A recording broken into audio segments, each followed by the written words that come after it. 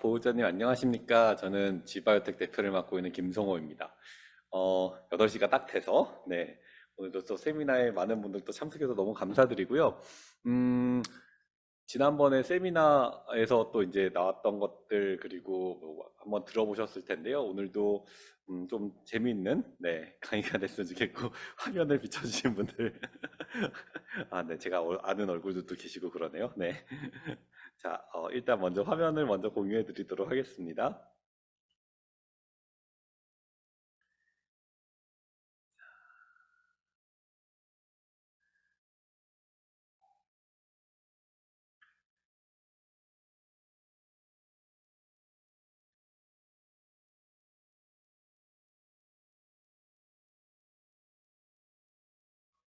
네,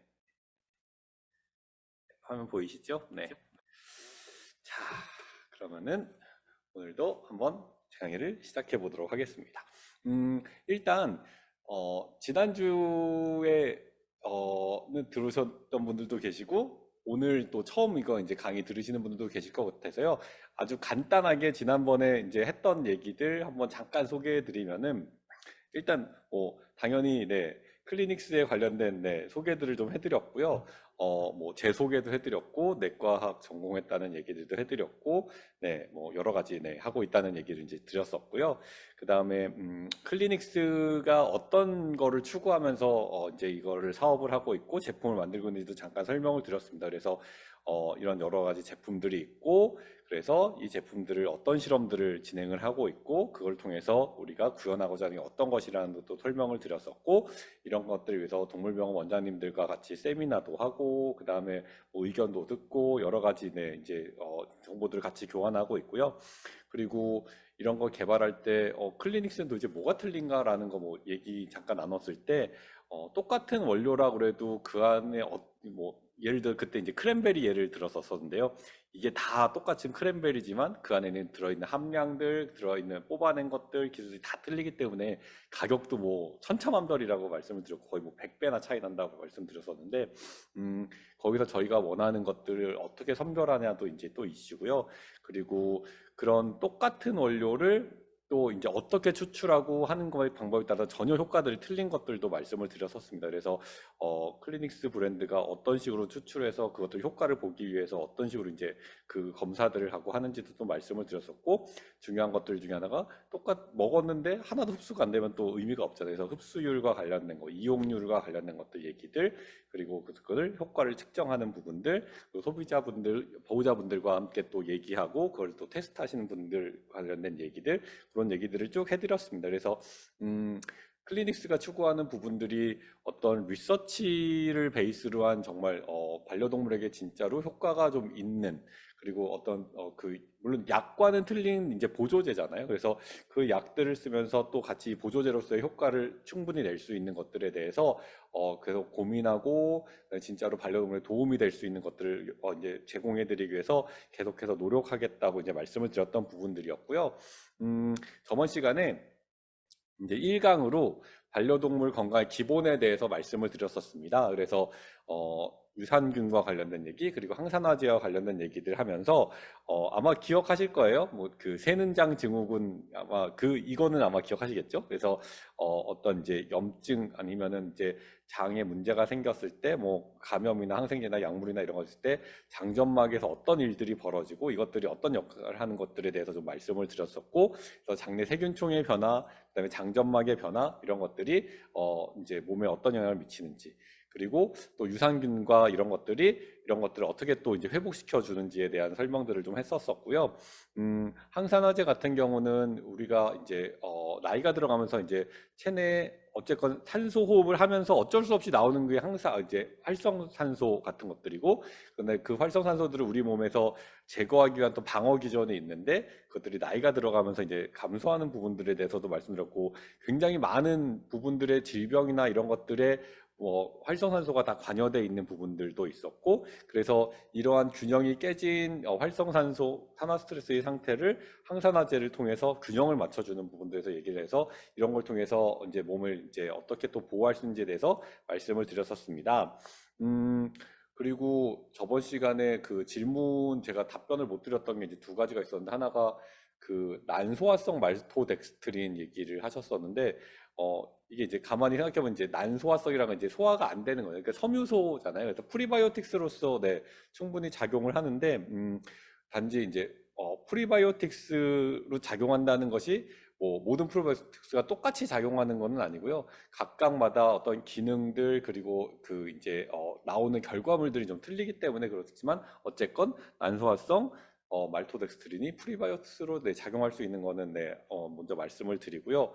또 하나 나왔던 게 그 발효 섬유소와 비발효 섬유소 네, 말씀하셨잖아요. 제가 왜 이 용어가 이렇게 낯선가 이렇게 제가 생각해 봤더니, 보통 이제 섬유소를 구별할 때 수용성이냐 불용성이냐로 이제 먼저 구별을 하거든요. 그래서 수용성 섬유소는 이제 물에 녹는, 그리고 불용성 섬유소는 물에 안 녹는, 네, 이렇게 구별해 놓고, 그 다음에 이거를 세균이 이용을 해서 뭔가 이제 뭐 그 이제 뭐라지 단세지방산이든 아무 뭐 무슨 유익한 물질이든 이런 거를 이제 낼 수 있는, 이제 그 섬유를 이 세균이 이용할 수 있냐 없냐가 이제 결국 이슈인데, 그것이 퍼멘테이션, 우리가 퍼멘티드 파이버 뭐또 이제 이렇게 했는데, 그게 발효라고 내 표현을 생각해 보니까 하네요. 그래서 발효성 섬유소 같은 경우는, 그러니까 수용성 섬유소는 다 발효성 섬유소입니다. 네. 그리고 불용성 섬유소는 어 거기는 퍼멘트, 그러니까 발효성 섬유소도 있고 비발효성 섬유소도 있고 그래요. 그래서 약간 이게 되게 좀 복잡한데요. 근데 이제 그냥 간단하게 말씀을 드리면은, 보호자님께서 이제 질문하신 거는 이제 그냥 발효되는 이런 섬유소가 더 좋은 거냐, 비발효되는 섬유소가 더 좋은 거냐, 뭐 이제 약간 이런 식 이제 이런 이제 질문이셨는데, 기본적으로 발효가 된다는 거는 세균이 이용한다는, 우리 몸에 이제 그 균들이 이용해서 거기서 나오는 이제 뭐 단세지방산이나 영양소나 뭐 이제 그 젤 성분이나 여러 가지들이 이제 몸에 좋은 역할들을 하기 때문에, 일단 기본적으로 수용성 섬유소, 근데 발효성 섬유소들을 이제 쓰는 부분들이고요.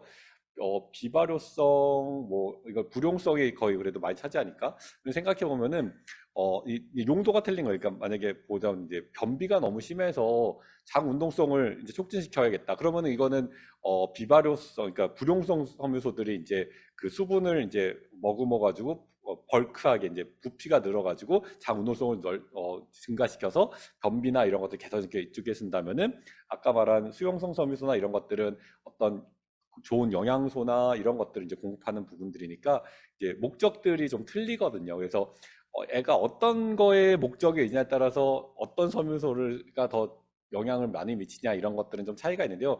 기본적으로 어떤 섬유소가요, 100%또 다 뭐 수용성만 섬유하고 있고 뭐 불용성만 섬유하고 이렇지는 또 않거든요. 보면 이제 퍼센티지가 뭐 대부분이 수용성인 애가 수용성이고, 뭐 불용성 분도 조금 있고 막 이런 식으로 섞여 있기 때문에, 기본적으로 이런 섬유소가 이제 그런 영양적인 공급이나 아니면은 이제 장내 운동성을 촉진시키나 이런 부분에서는 네, 당연히 도움이 될 거라고 생각을 합니다. 그래서 일단 그 부분에서 좀 이제 말씀을 드렸던 부분이고요. 오늘은 이제 만성구토 설사에 대해서 조금 이제 같이 나눠보려고 그러는데요. 음, 일단 저희가 이제 왜 이 그 세미나 타이틀이 Think Like Vet이잖아요. 그러니까 수의사처럼 한번 생각해 보기잖아요. 그래서 그러면은 설사나 구토나 이런 거 있을 때 수의사들은 어떤 식으로 이걸 생각할까, 한번 이제 프로세스를 한번 이제 생각해 보면 좋을 것 같아요. 그래서 한번 그 만성구토 설사를 어떤 식으로 우리가 생각해서 그 이제 생각하는 과정을 한번 네, 보면 좋을 것 같고요. 그리고 만성구토 설사의 제일 이제 그래도 흔한 애들이 췌장염과 염증성 장염이기 때문에 거기에 대해서 조금 이제 설명해 드리는 식으로 해서 강의는 하려고 그러고, 지난번에 강의 들으셨던 분 이제 아시겠지만 어, 컴플레인은 뭐 PPT에 영어밖에 없다 뭐 네, 이렇게 쓰신 분도 계시고 어, 어, 어렵다 뭐 하신 분도 계신데, 말씀드렸지만 이제 이 강의가 일단은 초급 강의는 아닙니다. 네, 완전 뭐 초급 강의는 아니고, 두 번째는 기본적으로 저희가 이제 그 클리닉스나 이런 것들이 수의사분들을 대상으로 이제 세미나를 주로 하다 보니까 솔직히 말하면 한글은 거의 안 쓰긴 했었어요. 그래서 근데 제가 나름 열심히 네, 한글로 풀어 드릴 테니까 너무 그 영어만 나왔다고 네, 그러지 마시고 네, 그냥 재미있게 그러니까 좀 빨리빨리 이렇게 해가지고 넘어가서 이제 진행해 보려고 했는데 왜냐면 이게 최장염도 한 보통 수상할 때 2시간 하고 염초선 염도 한 2시간 하는 강의이기 때문에 이거를 이제 1시간 안에 다 이제 끝내야 되잖아요. 그래서 조금 간단하게 이제 짚을 것만 짚고 한번 해가지고 넘어가 보도록 하겠습니다. 그리고 그때랑 마찬가지로 끝날 때 이제 그 채팅창에 질문 남겨주시면 저희가 이제 최대한 답변할 수 있는 것들 이제 또 답변 드릴 테니까요. 그렇게 좀 마음 편하게 좀 이렇게 함께 해주셨으면 좋겠습니다. 자, 그러면은 한번 시작을 해보겠습니다. 우리가요, 반려동물을 키우시잖아요. 저희 강아지가 지금 9살 정도 됐겠구나. 네. 근데, 지금도 그런 얘기예요. 뭐 하다가 무슨 행동하면 쟤 왜 저래? 막 이런 것들이 있어요. 근데, 반려동물 키우면서 어려운 점이 그렇잖아요. 쟤가 왜 저럴까? 라는 어떤 행동에 대한 걸 보면서 이게 행동학적으로 네, 생각을 해야 되는 부분들 또 하나는 제가 이런 행동이나 이런 양상을 보이는데 어디 아픈 거 아니야? 아니면 얘가 괜찮나? 라는 질병에 대한 문제들 이런 것들 이제 있는데 어려운 부분은 딱 그거죠. 사람은 아프면은 나 어디가 아파. 네, 그러면 되는데 이제 얘는 어디가 아픈지 잘 모르겠는 거죠.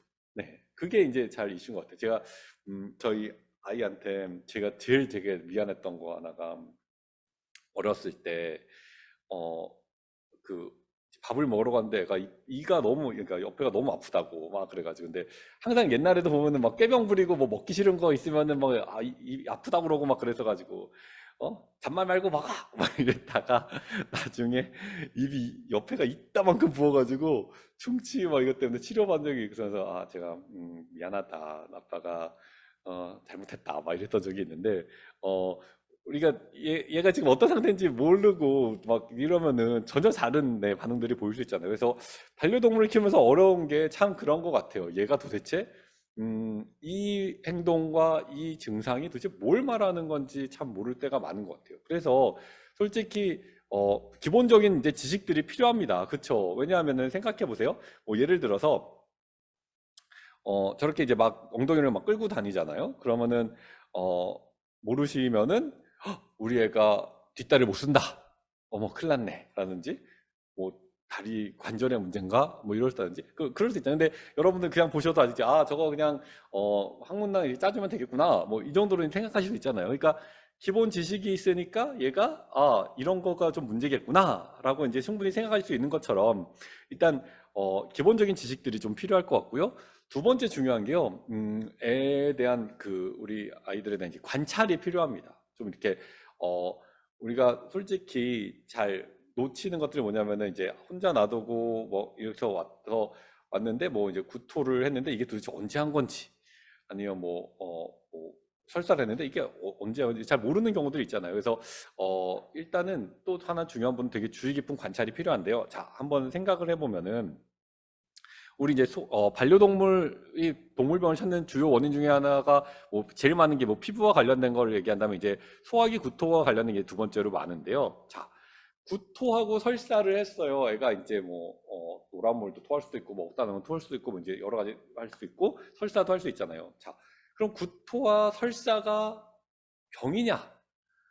라고 보면 아니죠. 왜냐하면 이거는 구토와 설사는 뭔가가 원인이 있는 거에 대한 반응인 거죠. 그렇죠? 그러니까 자, 구토 설사가 어려운 이유는 자, 뭐 어떤 독소에 의한 거, 약을 먹어서 그런 거, 어떤 식이에 대한 문제, 아니면 위가 문제인가, 장이 문제인가, 아니면 뭐 신장이 문제인가, 뭐 아니면은 뭐 간이 문제인가, 아니면 췌장이 문제인가, 아니면 호르몬 쪽의 문제인가, 신경계, 감염, 종양, 그러니까 모든 것들이 다 가능성이 있는 거죠. 그러니까 그냥 단순히 구토와 설사를 하는 게 이게 정상적일 수도 있고, 아니면 그냥 일시적일 수도 있고, 아니면 만성적일 수도 있고 여러 가지 생각할 수 있잖아요. 근데 그거에 대한 뭐 요인 자체가 너무 많은 거죠. 그래서 단순히 구토설사가 이것만 초점해서 치료하면 된다는 아닌 거죠. 그러니까 뭐가 원인이냐가 이제 또 중요한 부분들이라서 자, 구토설사에서 일단 어떻게 접근해야 될까를 한번 이제 우리가 한번 쭉 한번 생각해 볼게요.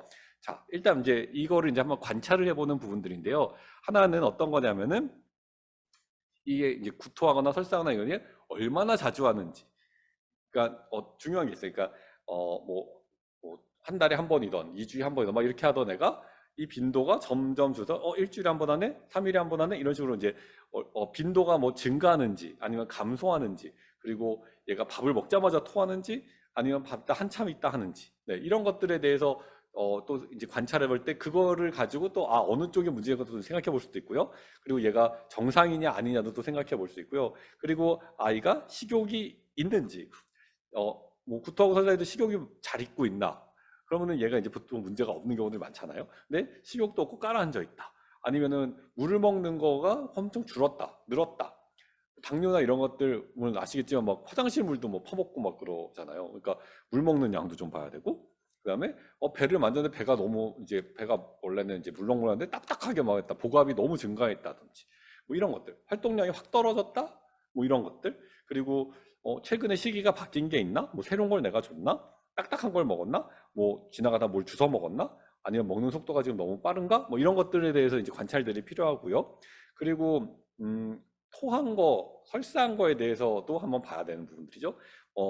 하루를 먹는데 이제 식품을 먹었는데 토했는데 소화가 안 되고 그대로 나왔는지, 아니면 소화는 다 되고 그냥 노란물이 나왔는지, 그거에 따라서 우리가 또 다르게 생각할 수 있고, 그다음에 설사도 점액질이 많은지, 피가 섞여 있는지, 까만지, 노란지, 거기에 따라서 이제 또 다르게 생각할 수 있고. 그러니까 그런 부분에서 이제 관찰들이 필요합니다.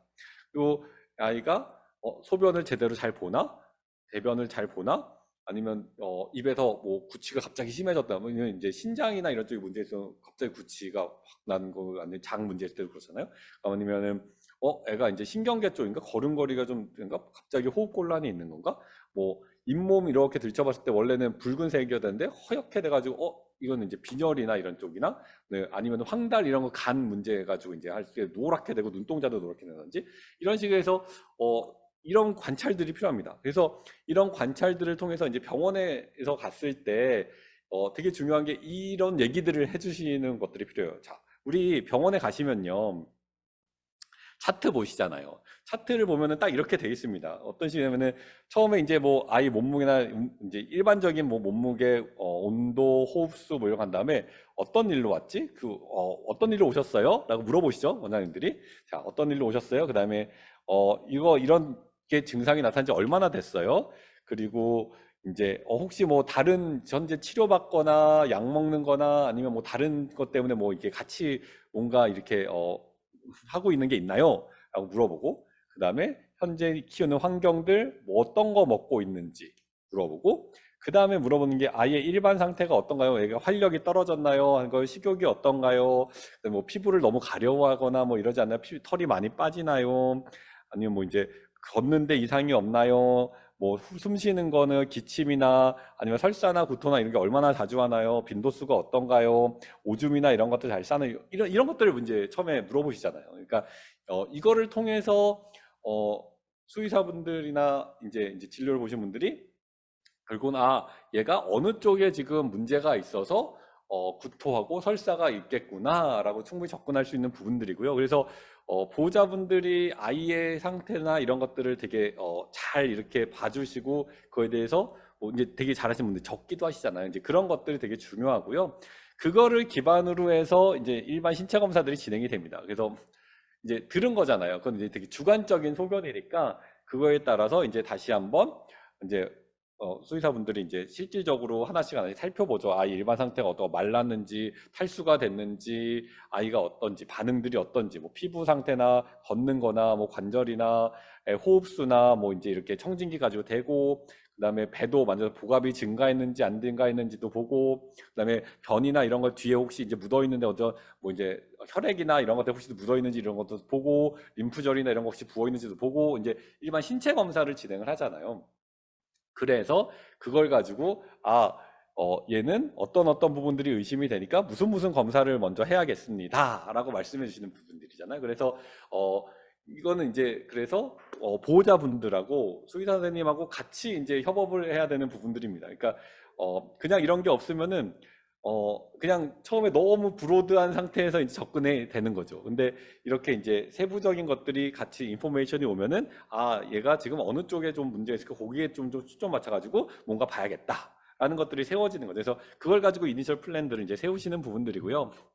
자, 아까도 말씀드렸지만 이렇게 관찰하고 이니셜 플랜 세우고 하는 이것들은 설사나 구토 자체는 그거 자체가 병은 아니에요. 어떻게 보면 이거는 어떤 원인이 있기 때문에 나타나는 거잖아요. 근데 중요한 게 뭐냐면은 이것이 원발성, 그러니까 그러니까 이제 구토 설사니까 장 소화기와 관련돼서 나오는 소화기의 어떤 감염이든 종양이든 뭐 먹은 거에 문제든 이런 염증이든 이런 소화기에 관련된 문제인 건지, 아니면 2차적으로 원래는 그 뭐 이제 뭐 췌장이든 간이든 신장이든 호르몬이든 심장이든 어떤 신경계든 어떤 다른 쪽의 원인이 있는데 그것에 대한 2차적으로 나오는 그런 이외의 증상인지, 일단 그거 구별이 제일 중요합니다. 그래서 어떤 구토나 설사 있을 때 아까 말한 그런 관찰, 그다음에 어떤 사실들 이제 검사를 통해서 이게 원발성으로 장과 이제 위나 이런 이제 소화기 쪽의 문제인 건지, 아니면 다른 기관들의 문제가 있기 때문에 이것이 2차적으로 나온 건지를 구별해서 그래야지 이제 치료나 이런 것도 접근들이 그렇잖아요. 그래서 이제 그런 부분들이 중요한 부분들이고요. 그래서 아까 말한 대로 이제 지식을 기반으로, 아, 얘는 무슨 혈액 검사도 뭘 하면 좋겠다, 혈청 검사나 뭐 방사선 검사가 필요하겠다, 초음파도 해야겠네 해서 췌장염일 때는 어떤 수치가 증가하고 이제 수치들 증가하는 것들이나 아니면 이런 것들 보잖아요. 그래서 그런 식으로 이제 접근하는 부분들이고요.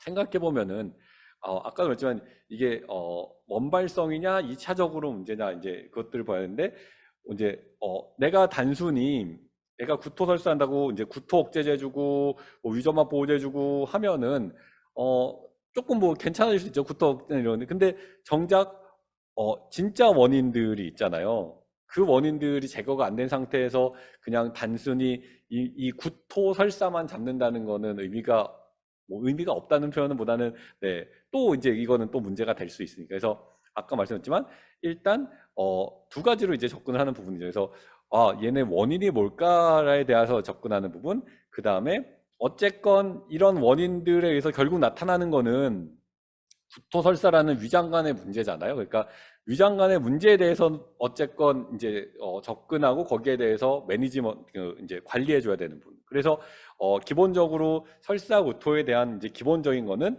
원인이 무엇인지에 대한 부분과 그 원인이 무엇인지 또 상관없이 어쨌건 위장관과 관련된 구토설사에 대해서 이제 관리해줘야 되는 부분. 그래서 두 가지로 이렇게 생각하고 접근해 볼 수 있는 것 같고요. 그래서 아까도 말씀드렸지만 이 모든 것을 할 때 이런 아이가 어떤 빈도와 어떤 상태와 어떤 모습을 보이는지에 대한 관찰과 그에 대한 정보들이 같이 공유되는 것이 참 중요한 것 같습니다. 그래서 구토설사에 대해서 이런 식으로 좀 이제 생각을 해보실 수 있을 것 같고요. 말씀드린 대로 이런 이제 구토설사 중에서도 이제 만성 구토설사에서 가장 대부분을 차지하는 게 이제 췌장염하고 이제 염증성 장염이 이제 많고, 물론 뭐 신부전도 있고 간 쪽에 문제도 있고 아까도 말했지만 너무 많은 문제들이 있잖아요. 근데 이제 일단 가장 많이 우리가 반려동물이 이런 만성 구토 설사하는 부분들에서 이제 생각해 볼 수 있는 부분들이라서 췌장염과 염증성 장염에 대해서 조금 생각해 보도록 하겠습니다. 자, 이제 췌장염 한번 보려고 하는데요. 아마 작년에도 이제 췌장염 관련해서 그때는 완전 췌장염만 그냥 아예 강의를 했었으니까요. 그때는 조금 이제 수의사들이 아예 다루는 식으로 조금 강의를 했었던 부분들이니까. 근데 그때도 마찬가지인데 췌장염 관리는 진짜 어려운 것 같아요. 네, 췌장염이 수의사분들 때도 이게 쉽지 않은 거는 우리가 췌장 자체에 뭔가를 이렇게 할 수 있는 부분들도 되게 적고, 그 다음에 얘네들이 이제 증상들이 괜찮았다가 또 이제 문제가 됐다 막 이렇게 이제 했다 놨다 왔다 갔다 하거든요. 그러니까 그런 부분들 때문에 참 쉽지 않은 부분들인 것 같습니다. 근데 일단은 우리가 췌장을 공부하니까 췌장이라는 거가 뭔지는 한번 이제 좀 알고 넘어가야 될 것 같네요. 그래서 자, 췌장이 어떤 기능을 하는지 어떤 역할을 하는지 한번 좀 보도록 하겠습니다. 우리말로 이자라고 부르는 췌장. 과연 췌장은 우리 몸에서 어떤 일을 하는지 알아보겠습니다. 위장의 뒤편에 위치한 췌장은 위와 12지장이 연결된 C자 모양의 공간에 췌장의 머리 부분이 끼어 있는 형태입니다. 이러한 췌장은 길이 약 15cm, 무게 100g 정도로 길고 납작한 모양이며 노란빛을 띱니다.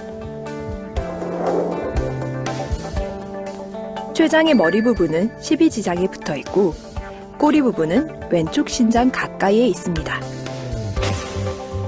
췌장이 하는 일은 주로 두 가지로 구분됩니다. 하나는 소화효소를 배출시켜 소화를 돕는 것이고 다른 하나는 호르몬을 분비해 혈당을 조절하는 일입니다. 췌장 내부를 자세히 살펴보면 소화효소 및 호르몬을 분비하는 췌장실질과 분비된 소화효소가 12지장으로 배출되도록 연결된 췌간으로 구성되어 있습니다. 췌장세포에서 만들어진 췌장액은 약 알칼리성으로 무색 투명하며 하루에 1에서 1리터가량 췌간을 통해 12지장으로 분비됩니다. 그 안에는 단백질과 지방, 탄수화물을 분해하는 소화효소가 들어있는데요. 그래서 췌장에 병이 생기면 음식물 속 영양소가 제대로 흡수되지 못해서 영양 상태가 나빠지고 체중이 감소하게 됩니다. 또 종양이나 결석 등에 의해 담즙 배출이 막힌 경우에는 황달이 발생하기도 합니다. 이번에는 췌장의 또 다른 기능인 호르몬 분비 기능에 대해 살펴보겠습니다. 췌장에는 약 100만 개의 랑게르한스 섬이라는 세포 집단이 있습니다. 1869년 독일의 병리학자 랑게르한스가 췌장 안에 섬처럼 생긴 구조를 처음 발견해서 붙여진 이름입니다. 랑게르한스 섬에는 알파세포와 베타세포가 있는데 알파세포에서는 글루카곤을, 베타세포에서는 인슐린을 분비합니다. 글루카곤은 간에서 저장된 글리코겐을 포도당으로 분해되도록 촉진해 혈당을 높이는 작용을 합니다. 그리고 인슐린은 포도당을 글리코겐으로 합성되도록 하고 세포 내로 포도당을 유입시켜서 혈당을 낮추는 작용을 합니다. 췌장에도 역시 다양한 질환이 생길 수 있는데요. 그중 가장 흔한 것이 바로 췌장염입니다. 췌장에 염증이 생기면 췌장에서 만들어진 소화효소가 오히려 췌장과 주변 조직을 공격해 통증을 유발하는데요. 만성 췌장염의 경우 대부분 배 위쪽이 많이 아픈데 음식물을 섭취하면 더 심해지는 게 특징입니다. 통증이 심하면 등 쪽까지 아프기도 합니다. 그 외에도 울렁거림, 구토, 체중 감소, 설사, 지방변 등의 여러 증상이 나타나게 됩니다. 이러한 만성 췌장염이 있으면 췌장 조직이 쉽게 파괴돼서 인슐린 생산에 문제가 생길 수도 있는데요. 그렇게 되면 당뇨병이 유발되기도 합니다. 때문에 췌장염의 가장 큰 원인인 장기간의 과도한 음주는 피하는 것이 좋겠습니다. 네, 한번 쭉 보셨는데요. 제가 사람 쪽 췌장 책을 이렇게 보다 보니까 가장 큰 췌장염의 원인이 음주더라고요. 네, 그래서 네, 음주는 조금만 하시기 바랍니다. 오늘 이거 강의 끝나고 네, 음주를 하시려고 그러신 분들한테 네, 초를 쳐서 죄송하지만 보니까 음주와 관련된 네, 췌장염인데 뭐 다행히 네, 반려동물에게 그렇게 뭐 술을 많이 먹이실 분은 없으실 것 같고요. 네, 자 일단 한번 좀 보면은 아까 이제 말씀드린 대로 외분비 기능과 내분비 기능이 있고 외분비 기능이라고 말하는 거는 소화효소들입니다. 그래서 단백질, 지방, 탄수화물 분해하는 효소들, 내분비 기능은 혈당을 조절하는 효소들, 그러니까 호르몬들 이렇게 이제 분리할 수 있고, 자 췌장염 아까 보셨지만 이렇게 이제 생겼는데 얘네들이 위치가 12지장 있는데 이렇게 그다음에 근처에 그 신장 그리고 그 위쪽에 위 그리고 그 옆쪽에 간 그리고 그 간이 연결된 것이 그 담도, 그러니까 담도가 연결돼 있고 담즙 생산하는 해서 이쪽에서 같이 이제 12장에서 개구하는 이런 식으로 이제 구성이 되어 있거든요. 담낭이 이제 옆에 위치되어 있고, 그래서 위치 자체는 이제 이렇게 보시면 되고요. 제가 뭐지, 박사학위 논문이 당뇨 관련된 거였거든요. 강아지 당뇨에 관련해서 어, 그 이제 실제 이제 췌장을 많이 이제 볼 기회가 많았어가지고, 네, 굉장히 어 뭐라 그러지? 뭐 단단하지 않은 조직이거든요. 그러다 보니까 우리 또 하나 주의하는 게 이런 췌장이요. 이제 뭐 교통사고든 아니면 뭐 이제 복부나 이런 데 이제 충격이 가든 이런 식으로도 췌장이 네, 문제가 생길 수 있을 정도로 췌장이 되게 이제 이렇게 금방 이제 잘 부서질 수 있는 네, 그런 조직이긴 합니다. 자, 이제 뭐 그건 여담이었고요. 자, 그리고 아까 보시면은 말씀드린 것 중에 하나가 여기 이제 선방세포라구나. A신할, 제가 솔직히 A신할 셀이라고 이제 일반적으로 말하겠습니다. 선방세포. 네, 여기서 이제 그 효소들이 분비가 되고요. 아까 랑게랑스 섬 해가지고 아마 인슐린, 글루카곤 하는 것들 얘기를 들었었고, 여기 췌도, 그러니까 췌장의 관이죠. 네, 이쪽을 통해서 소화효소들이 분비가 되는 것들 보실 수 있었고요. 그 다음에 한 가지 강아지랑 고양이랑 좀 이제 좀 해부학적으로 틀린 부분이 어떤 거냐면은 이 12지장을 통해서 그 이제 췌도가 분비되면서 여기서 이제 그 소화효소들이 분비가 되는데, 강아지의 경우는 그 담낭에서 해서 담관과 췌관이 분리가 돼서 이제 분비되는데, 고양이 같은 경우는 이게 하나로 해서 이게 이제 개구를 합니다. 12지장에. 그래서 이 해부학적인 특징 때문에 좀 증상들이 강아지랑 고양이랑 좀 이제 다르게 나타나는 부분들이 있어요. 한번 뒤에서 좀 말씀드려 볼게요. 그래서 아까 이제 조금 이걸 확대해서 보면은 아까 이 선방세포 에이시날 셀이라는 데에서 이제 소화효소들, 아밀레이즈, 라이페이즈, 이제 이런 것들이 프로테이즈들이 분비가 되고 이것이 췌관을 통해서 들어오는데, 이 췌관 자체에 있는 액이 있잖아요. 이거 중탄산 이온에서 약간 pH를 낮추는 네, 그런 이제 이온들이 같이 해서 분비가 되게 됩니다. 근데 이것들이 왜 필요하냐면은 아시겠지만 위에서는 굉장히 애시드, 그러니까 pH가 굉장히 낮잖아요. 굉장히 강산성인 것들이 이제 들어오는데, 이 강산성들이 강산성과 이 소화효소들이 만나면 소화효소들이 금방 그러니까 효과를 확 떨어뜨립니다. 그렇기 때문에 이런 그 중산산 이온, 이런 그 pH가 높은 이런 액이 같이 분비됨으로 인해서 이 소화효소들이 제대로 작용할 수 있도록 하는 부분들이 있습니다. 그래서 나중에 보시면은 만성췌장염의 경우에 이런 것들이 좀 분비가 떨어지고 이런 거에 의해서 또 소화 쪽에 문제가 생기는 것도 이제 좀 생각해 볼 수 있는 부분들이고요. 말씀드린 대로 이렇게 세 가지 소화효소들, 그리고 이제 랑게르한스 섬 같은 경우는 아까 말씀드린 대로 인슐린과 글루카곤, 그러니까 혈당 조절하는 것들이 있고 혈관들이 옆에 이제 분포되어 있습니다.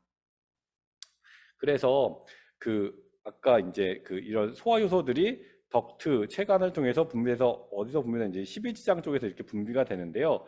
자, 분비가 돼서 보시면은 이제 단백질을 이제 프로테이즈 분비해서 아미노산 형태, 탄수화물을 포도당 형태, 지방을 지방산 형태로 해가지고 이제 소장에서 흡수를 하게 되겠죠. 근데 다른 거보다 되게 문제가 되는 애가 어떤 거냐면은 이 지방이에요. 왜냐하면은 지방 같은 경우는 일단 다른 거보다 이제 소화하기가 좀 어려운 부분들이 있고, 그 다음에 이거를 소화하기 위해서 단순히 이제 이 지방 효소만 이제 가서 작용하는 것이 아니라 왜 이제 담낭인 담즙이 가서 이것들 그러니까 큰 것들을 작게 만들어주는 과정들이 필요합니다. 그래서 여기에 소화효소들이 작용을 해서 쉽게 흡수될 수 있도록 하는 부분들이 필요하기 때문에요. 담낭, 간 쪽이나 이쪽에 문제가 생겨서 얘네가 제대로 분비가 안 되면 또 소화에도 문제가 되겠죠. 그래서 말씀드린 대로 예를 들어서 탄수화물이나 단백질은 일단 입에서 이런 탄수화물은 입에서 이제 좀 분해가 돼서 와서 여기서 이제 아밀레이즈에서 더 분해가 돼서 흡수가 되고, 단백질도 위에서 좀 분해가 돼서 여기서 이제 소화효소가 해서 이제 흡수가 된다면, 지방은 처음으로 분해가 되는 곳이 바로 12지장입니다. 그러니까 아까 말했지만 앞 단계에서 좀 분해가 돼가지고 얘네들은 오기 때문에 소화효소가 만약에 이제 좀 덜 작용해도 얘네는 그래도 좀 커버가 되는데 지방 같은 경우는 이 췌장의 그러니까 이제 소화 효소에 의해서 처음으로 이게 분해가 되다 보니까 얘네가 부족하게 되면은 결국 지방 쪽의 흡수율이 확 떨어지고 그래서 제일 문제가 되는 것이 결국 지방 그러니까 나중에 이제 그 변 상태나 이런 것도 보시면은 지방변 이제 췌장염이 날 때 지방변 나오는 이유가 이제 그렇거든요. 그래서 탄수화물이나 단백질은 그나마 좀 이제 흡수가 좀 쉽게 된다면은 지방 같은 경우는 췌장에 이상이 생겼을 때 이런 식으로 이제 문제가 생길 수 있다는 것들을 한번 좀 생각해 보시면 좋으실 것 같습니다. 자, 근데 이제 재미있는 거 하나. 이 효소들이요, 단백질, 지방, 산소 분해 효소잖아요.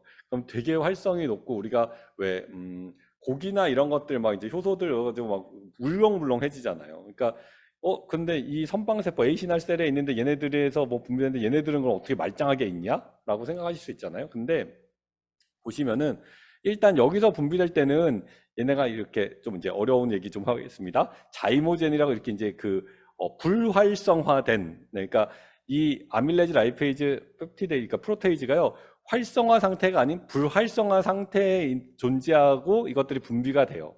근데 이것들이 12지장에 도착해서 여기 있는 그 효소들에 의해서 활성화가 됩니다. 그러니까 처음에는 이렇게 불활성화된 상태에서 분비가 돼서 이 12지장에 들어갔을 때 활성화가 돼서 그래서 거기서 이제 음식물을 분해하고 하는 시기거든요. 근데 어떤 일이 있냐면은 애가 이제 어떤 그 환경적인 이슈, 유전적인 이슈 아니면 어떤 이슈에 의해서 이 불활성화 되어 있어야 되는 애가 여기 이 선방세포 안에서 활성화가 돼 버리는 거죠. 그러다 보면 무슨 일이 벌어지겠어요? 얘네는 지방, 탄수화물, 단백질을 분해하는 효소잖아요. 여기 있는 것들이 다 지방, 단백질, 탄수화물이잖아요. 지방 단백질이죠. 네. 그러니까 여기들이 다 파괴가 되는 사태가 벌어질 수 있는 거죠. 그래서 이거를 오토 다이제스션이라고 그러는데 이런 식으로 문제가 생길 수가 있는 부분들이 있습니다. 그래서 자, 췌장염이라는 거를 아까 뭐 이제 그 비디오에서 봤지만 뭐 췌장염은 췌장에 염증이 있는 상태고 솔직히 원인에 참 제가 지금부터 또 이제 계속 얘기하는 것 중에 원인은 이겁니다라고 말하는 거는 거의 없는 것 같아요. 질병이라는 거예요. 뭐 췌장염도 무슨 원인 때문에 그러냐? 아니면 뭐 IBD 그러니까 염증성 장염도 무슨 원인 때문에 그러냐? 치매는 무슨 원인 때문에 그러면은 다 이거예요. 원인은 잘 모르겠다. 네. 우리가 특발성이라는 얘기를 그래서 너무 이제 많이 쓰잖아요. 특발성 뭐 장염, 특발성 췌장염. 이게 원인을 모르는 거죠. 네. 근데 얘네들이 이런 췌장염이 생기는 거죠. 근데 물론 종에 따라서 뭐 미니어처, 뭐 샴 고양이 이런 애들이 뭐 많이 생긴다고도 하는데 기본적으로 그 강아지 고양이에서 어떤 애들이 좀 많이 생기나 이렇게 봤을 때요. 솔직히 뭐 크게 이것들이 영향을 미치지 않지만 이제 종 특이성으로 슈나우저나 뭐 샴이나 이런 애들 테리어나 애들 생길 수 있다고 하지만 이거는 이제 이런 것보다는 중요한 게 강아지에서는요. 그 이제 다이어트에 관련된 얘기, 뉴트리션 관련된 얘기가 많이 나옵니다. 그러니까 살이 많이 쪘거나 그다음에 중성 지방이 이제 하이퍼리피데미아라는 게 이제 혈중에 그 지방이 되게 높은 상태거든요. 그래서 어떤 그 지방이 팻이 많은 뭐 이제 먹는 거를 계속 많이 먹었다던가 이런 애들이 이제 좀 걸리는 확률들이 강아지에서 많습니다. 근데 또 고양이는 이런 뉴트리션 팩터들이 별로 관련이 없어요. 그래서 뭐 지방 성분을 엄청 많이 먹었다고 고양이가 뭐 췌장염에 걸렸다? 별로 그렇지 않습니다. 왜냐하면 논문을 이렇게 살펴보면요. 병원에 내원 157 고양이 췌장염 걸린 애를 쭉 봤더니 거의 뭐 90% 가까이가 아까 말한 이디오패스가 아니라 특발성, 그러니까 원인 특별히 없이 얘네들이 이제 나왔던 부분이고, 그나마 나왔던 애가 아까 이제 뭐 복부에 이제 트라우마, 그러니까 이제 충격을 받았다든지 아니면은 심장에 문제가 있어서 그래서 세컨더리로 이제 문제가 생겼다든지 이런 것들 대신에 고지방, 고칼슘, 뭐 오베스, 그러니까 이제 비만 이런 것들은 거의 강아지에서 관련들이 있는 부분들이라서 고양이는 별로 이 누트리션 팩터들이 그렇게 관여를 안 하는 걸로 보고가 되어 있긴 합니다. 그렇다고 고양이는 뉴트리션 팩터가 관련이 안 하니까 지방 너무 많이 먹고 이런 건 아니겠죠. 네, 근데 기본적으로 이제 이런 부분들에 대해서 좀 생각해 보실 수 있을 것 같고요. 그리고 우리가 급성 췌장염, 만성 췌장염 얘기를 하는데 솔직히 이제 조직학적으로 이거는 이제 구별이 되거든요. 근데 임상적으로 봤을 때는 급성, 만성을 이제 구별하기가 쉽지가 않아요. 왜냐하면 그러니까 만성인 것 같은 만성 췌장염이지만 증상 자체는 급성처럼 나타날 수도 있고 이제 이렇거든요. 그래서 어떤 이제 조직학적인 이슈 말고 그냥 이제 증상으로 봤을 때는 이제 구별하기 힘든데 그 증상에 대해서 이제 반응하는 부분들이라서 좀 생각하시면 될 것 같고요. 자, 이제 췌장염이 어떻게 이제 발생하는지 한번 좀 볼게요.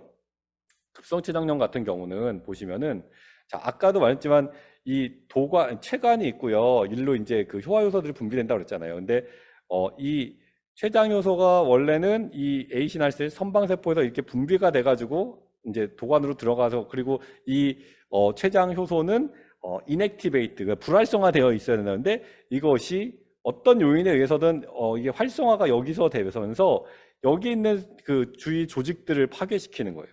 그러다 보니까 이 조직들이 파괴가 되면서 주위의 조직들에도 영향을 미치고 그러면서 염증이 발생하고 여기에 이제 옆에 혈관들이 있잖아요. 그래서 이 효소들이 또 혈관으로도 들어가서 혈관 전에도 딴 데도 염증이 생기게 만들고 우리 이제 혈관 이제 혈액 검사잖아요. 그러면은 이 췌장소도 수치들이 확 올라가는 것들이 있잖아요. 그런 것들이 이런 요인 때문에 이제 그럴 수 있고요.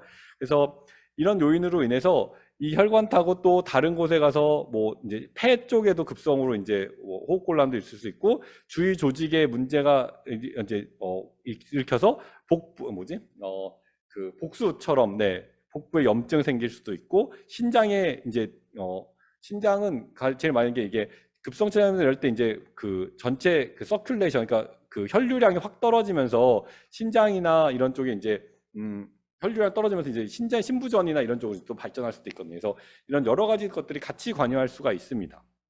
그리고 만성 같은 경우는요, 보시면은 이제 아까는 이제 췌관이 일자로 이렇게 잘 이었잖아요. 이제 만성으로 진행되다 보면은 이제 급성이 이제 만성으로 이렇게 진행되고 만성으로 발생하다 보면은 이 췌관들이 그 섬유화되면서 되게 좁아지다 보니까 또 주위는 이제 막혀가지고 또 넓어지고 이런 식으로 되면서 이 아까 이 선방세포 이 A 신활셀 이제 효소 분비하는 애들이 아트로피니까 이렇게 이제 수축화됩니다. 그러다 보니까 여기서 나오는 그 소화 효소 자체도 떨어지고 그리고 이 도관에서 아까 기억나는지 모르겠지만 왜 이제 중탄산이어서 pH가 좀 높은 애들 액체들이 같이 나온다고 그러잖아요. 근데 이 pH가 높은 액체 분비도 떨어지면서 실질적으로 소화 효소들이 작용하는 그 능력도 확 떨어지고 이렇게 됩니다. 그래서 이런 그 만성췌장염이 계속 진행되다 보면 어떤 일이 벌어지냐면 말씀대로 이런 선방세포들에서 분비되는 췌장 효소들이 부족하게 되고 이래서 이제 외분비 췌장 그 효소 부전에서 EPI라는 말 아마 많이 들어보셨을 거예요. 그래서 그 효소들이 여기서 작용하는 효소들 자체도 부족하게 되고 작용하는 능력도 떨어지게 되고 이러다 보니까 아까도 말씀드렸지만 그래도 최소한 단백질이나 지방은 좀 좀 소화가 돼가지고 이렇게 오는 부분들인데 부분들인데 얘네가 소화가 안 되면 바로 문제가 생기거든요. 그래서 변 자체가 굉장히 그 지방변에서 냄새도 지독하고 변도 노랗고 그 다음에 이제 이제 현미경으로 보면은 막 지방 덩어리들이 막 보이는 이런 식으로 그래서 이제 설사가 나와도 이런 이제 지방변에 의한 설사들이 나오게 됩니다. 또한 이제 얘네가 더 진행되게 되면 아까 왜 랑게르한스섬 있잖아요.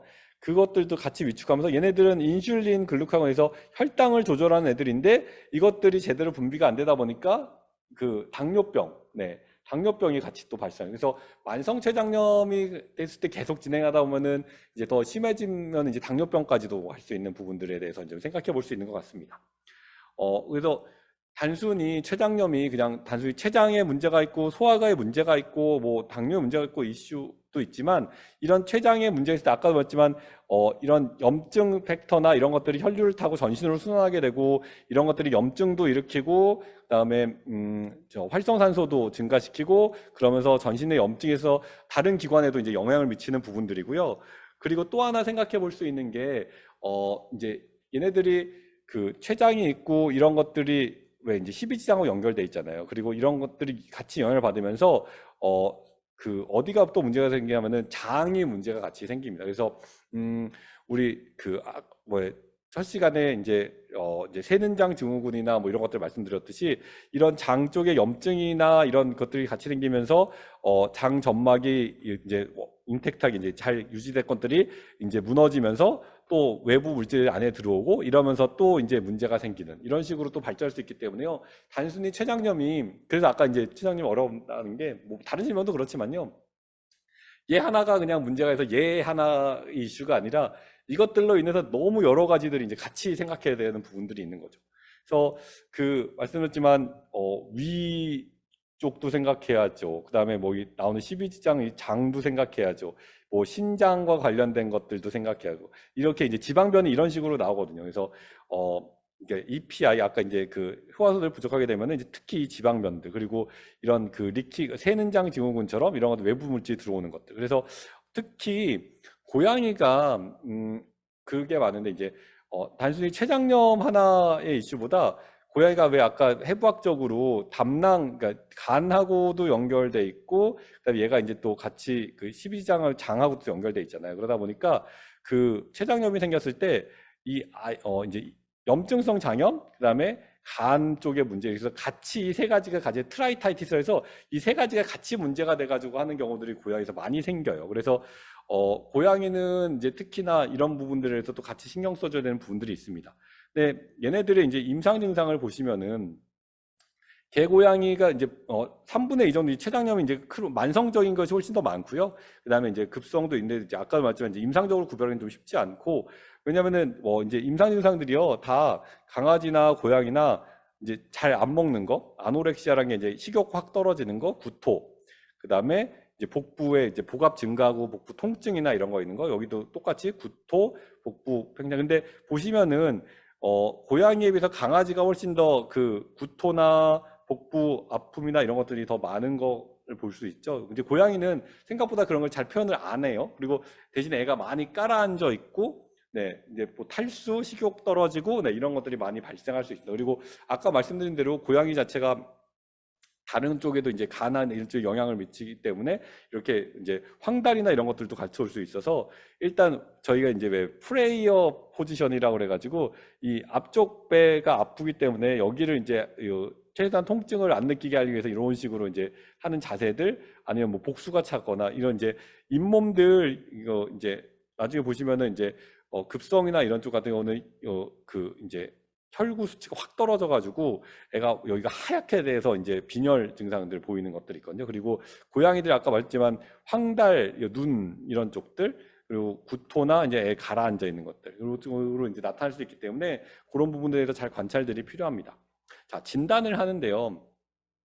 일반적인 진단에요. 혈청 검사하고 혈액 검사하고 엑스레이 초음파 뭐 이런 검사를 하는데 일단 이런 검사들의 결과들은 난 스페시픽이란 거는 이제 이거 나온 거에서 반드시 췌장염이다라고 진단 확진 이런 거를 말하기는 좀 힘듭니다. 왜냐하면은 일반적으로 나오는 숫자들이랑 비슷하게 나오거든요. 그러니까 예를 들어서 뭐 염증 수치들이 올라가 있고 그 다음에 이제 초음파나 이런 거 했을 때 얘네가 이제 그 초음파상에서 좀 이렇게 췌장 주위가 이렇게 변했을 땐 얘 췌장염이겠구나라든지 충분히 예상은 할 수 있지만 이거 이제 확진이라는 거는 좀 힘들고 아까 왜 그 소화 효소도 있잖아요. 아밀레이즈, 라이페이즈 같은 거 올라가긴 하는데 이거는 꼭 췌장염에서만 올라가는 건 아니고 다른 요인에서도 또 올라갈 수 있거든요. 그래서 일단 이런 거 올라가고 하면서 얘가 췌장염이겠구나라고 이제 예상은 좀 어느 정도 할 수 있지만 이것들은 확진은 아니고요.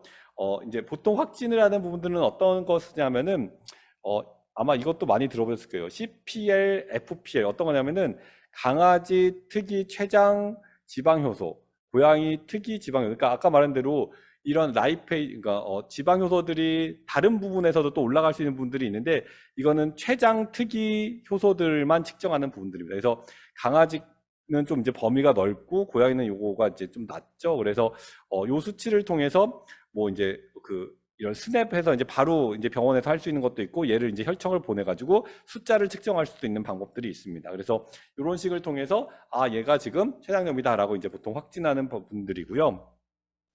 자, 치료는 거의 이제 대증 치료입니다. 무슨 얘기냐면은 애가 이제 췌장염에 걸렸다고 얘를 췌장을 어떻게 해주는 게 쉽지가 않거든요. 그렇기 때문에 일단 제일 먼저 탈수가 심하기 때문에 탈수 교정해 줘야 되고 구토 억제, 통증 억제를 해주고 이제 구토 만약에 위점막제나 그 다음에 이제 장내 위생균층이 이제 망가지면서 이제 나쁜 세균들이 많이 자랐을 때 항생제 쓰기도 하고 소화 보조제나 이런 것들 이제 쓰긴 합니다. 그래서 기본적으로 애가 이제 너무 굵어지면 처음에 이제 좀 이제 약간 먹이는 거 줄이고 그다음에 이제 대증 치료 이제 먼저 하고요. 그다음에 어떻게든지 초점은 애가 이제 식욕이 돌아와서 실제 입으로 먹을 수 있게 하는 것들이 이제 이슈가 될 것 같습니다.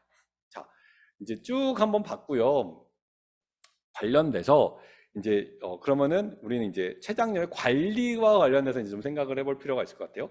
그래서 관리와 관련돼서 생각해 보면 이제 식이와 관련된 이슈, 그다음에 이거를 이제 또 보조하는 이슈에 대해서 이제 생각해 볼 수 있을 것 같은데요. 자, 식이와 관련돼서는 어떤 거냐면은 아까 이제 앞에 부분에 대해서 이제 충분히 이제 이해하실 수 있을 것 같아요. 어떤 얘기냐면은 자, 위에서 들어와서 이 소장에서 이제 이 음식물들이 분해돼서 흡수가 돼야 되잖아요. 그리고 대장에 왔을 때는 거의 이런 것들이 이제 남지 이제 영양분들은 다 흡수되고 아까 말한 이제 이제 섬유소나 이런 이제 후하지 않는 것들 이런 것들이 이제 그 세균들에서 이용이 되면서 여기서 또 이제 유익한 것들이 이제 흡수가 되고 장 운동성을 높이게 되는데 자 이런 것들이 소화가 안 되고 대장까지 돌아가게 되면 어떤 일이 벌어지냐면은 이 대장에 있는 세균들이 단백질, 탄수화물 이런 것들을 막 이용하다 보면요 여기에서 유해균들이 증가하고 암모니아가 증가하고 그다음에 여러 톡신들이 증가하고 합니다. 그러다 보니까 장내 세균총들이 망가지고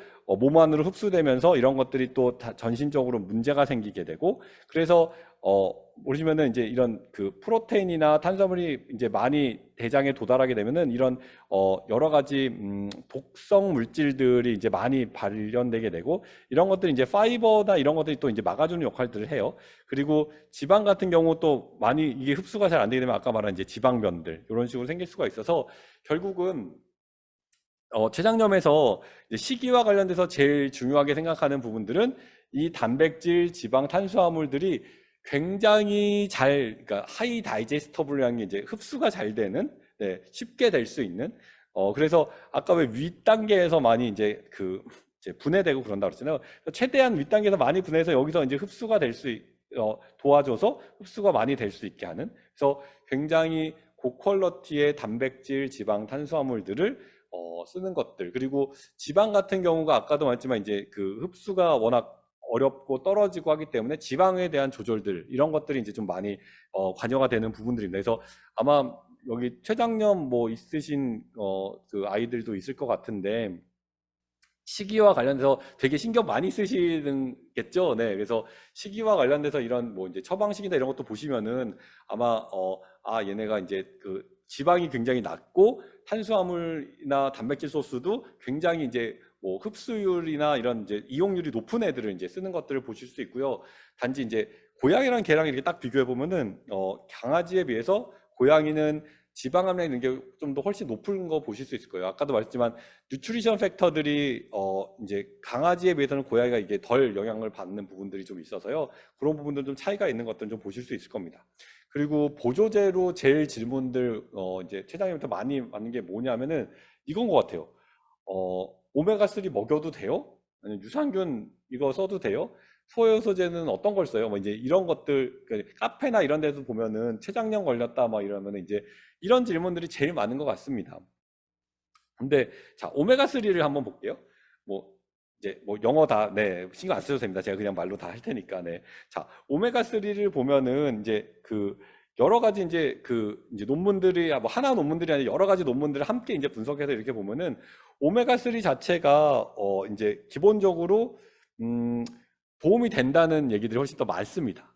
많은데 어떤 거냐면은 이제 그냥 일반 지방들 먹었을 때는 오히려 여기 보시면은 이제 일반 지방들 먹었을 때는 에이시날셀을 좀 이제 오히려 되게 이제 자극하는 경우들이 있는데 이런 폴리 언세츄레이트 그러니까 불포화 지방산이나 이런 것들은 오히려 좀 보호하는 효과들이 있다. 그리고 아시겠지만 오메가3 지방산 같은 경우 이제 DHA, EPA 같은 경우가 이제 염증을 또 이제 좀 가라앉혀주는 역할도 하잖아요. 그래서 물론 얘네도 지방입니다. 그래서 지방을 과량 먹으면 문제가 안 되겠죠. 하지만 이 적정량에 이게 딱 뭐 먹이는 것들 이런 것들은 되게 추천을 하는 부분들이긴 한데 이슈가 있어요. 어떤 거냐면은 아까 말했 지방을 이제 분해하는 능력들의 이제 차이들이 하나 있고요. 그 다음에 말씀드린 대로 이 아이가 이제 특히 강아지 같은 경우 이렇게 혈중의 중성지방이나 이런 것들이 높은 경우나 뭐 이런 경우들, 그리고 이제 그 소화나 이런 것들이 이제 지방 같은 경우도 완전히 떨어진 경우도, 이런 것들에서는 이런 것들 이제 먹었을 때도 얘네도 소화도 못 시키는 경우나 이제 더 이제 증상이 별로 안 좋아지는 경우도 있거든요. 그리고 또 하나는 이 그 오메가3가 워낙 산패가 잘 되잖아요. 그래서 이제 그 보관이나 이런 데서 오히려 산패한 걸 먹으면은 독을 먹는 거나 똑같으니까. 그래서 그 이슈에 대해서는 얘기를 하지만 또 기본적인 원론적인 예서는 오메가3를 먹이는 거에 대해서는 추천을 하는 부분들이 논문에는 많이 나와 있는 것 같습니다. 그래서 그 부분에 대해서 한번 좀 생각해서 그 카페나 아니면 수의사분들도 이제 그렇지만 그래도 거의 대부분 이제 뭐 급성에는 아예 뭐 생각도 안 하지만 만성 췌장염이나 이럴 때 오메가3 어쨌든 지방 성분은 공급해야 되니까, 그래서 오메가3를 적정하게 잘 이용하는 부분들에 대해서는 이제 많이들 얘기하고 있는 부분들이 있고요.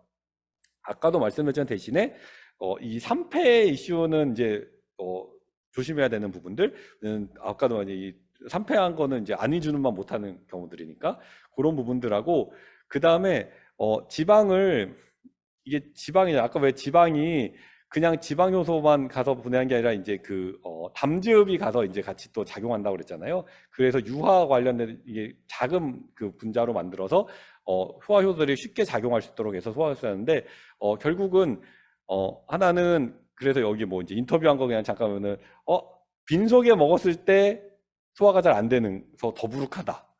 그런 것들은 이런 담즙산이나 이런 분비가 적었기 때문에 이제 소화하는 부분들이 적었던 거. 그 다음에 지방을 대사하고 하는 것들 개인차의 차가 되게 크거든요. 그래서 어떤 부분, 어떤 사람은 전혀 먹어도 문제 없는데 어떤 사람은 먹고 설사하는 부분. 그래서 지방에 대한 그 대사 능력의 차이들은 좀 있습니다. 그래서 그런 부분들은 좀 고려를 해서 봐야 되는 부분들이 있고요. 그래서 제가 이제 작년에 오메가3나 이런 거 얘기할 때 저희가 메가3라는 제품이 있는데 할 때 어떤 얘기를 해드렸냐면은 이렇게 일반적으로 오는 것들을 유화라는 과정을 통해서 좀 더 흡수가 잘 될 수 있도록 해서 DH나 EP나 이런 것들이 훨씬 더 흡수가 잘 될 수 있도록 해주는 부분들, 그리고 실제로 이런 산패나 이런 것들에 대해서 뭐 밀봉된 상태 40도씨에서 뭐 보관했을 때, 뭐 개봉된 데 보관했을 때도 이제 안정적으로 이 DPAH가 보관이 되는 것에 대해서 이제 산패나 이런 것들 이제 막아주는 것들에 대해서 이제 좀 설명드렸던 부분들이고요. 두 번째 이제 유산균 관련돼서는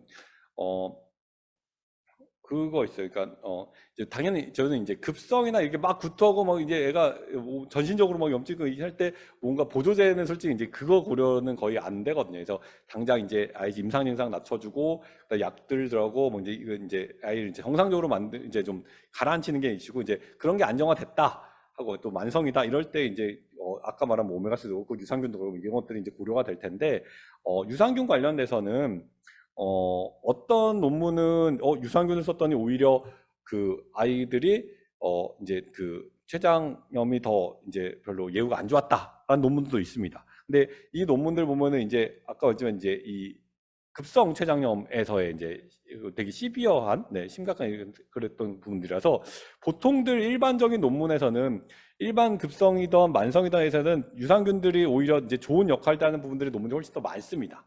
그래서 그 부분들은 이제 좀 그것도 좀 생각해 볼 필요가 있고요. 특히 그러니까 만성 췌장염이나 이럴 때는 유산균이 도움이 되는 부분들은 이제 생각해 볼 수 있을 것 같고요.